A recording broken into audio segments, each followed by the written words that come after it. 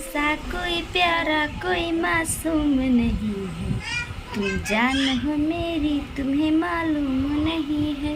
तुमसा कोई प्यारा कोई मासूम नहीं है, तुम जान हो मेरी तुम्हें मालूम नहीं है। क्या चीज़ हो खुद तुम्हें मालूम नहीं है। हेलो गाइस, कैसे हो? तो सभी को नमस्ते पढ़ना। उम्मीद है आप लोग अच्छे होंगे, मस्त होंगे, दोस्तों अपने काम देते होंगे।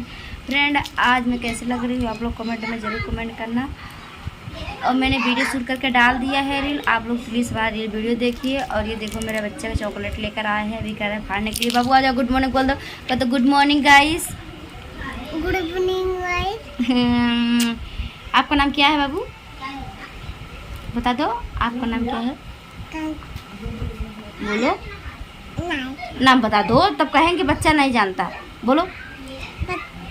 कहते मेरा नाम है यान। देखो मेरा बेटा नाम बता दे। और मेरा नाम क्या है? फुलन। अरे पापा के ओम प्रकाश।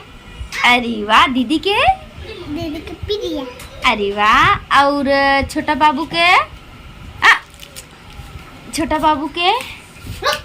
मतलब छोटे वाले भैया का आपके क्या नाम है? छोटे बाहर चलो, छोटी। मार खाओगे तुम लोग।